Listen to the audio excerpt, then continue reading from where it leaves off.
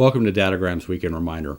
For a long time, I believed what most people believe. If someone's failing, if someone's falling behind, they just need to work harder. They need more willpower, more discipline.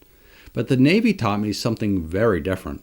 Sometimes they need a change in environment. When we had sailors who were headed toward failure, the kind of kid everyone just quietly assumed was going to get kicked out of the military because they were messed up, we'd often do something counterintuitive. We'd send them to sea.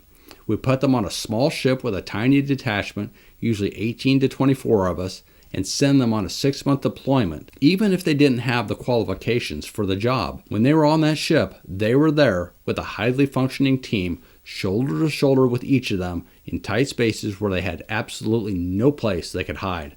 No drifting off into bad habits. They had to work hard and long, 7 days a week. They stood watches, they cleaned, they owned their mistakes, and they watched good men and women do their job the right way every single day.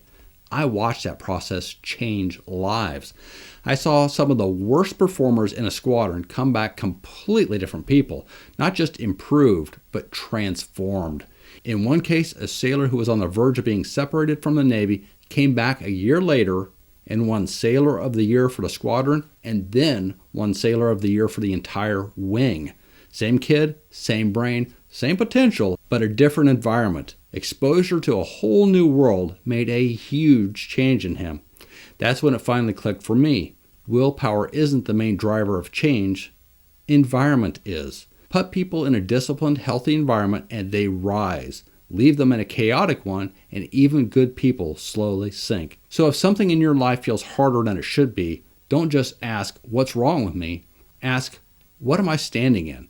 It might be your environment, and you might need to change it. Because changing the environment often changes the outcome without needing heroic willpower at all. If this perspective helped reframe something you've been wrestling with, hit that thumbs up button and subscribe. And for the deeper story behind this lesson, check out Dadogram 14, where I tell several stories that tell how I changed my environment and ultimately changed my own life. And that's your Dadogram Weekend Reminder.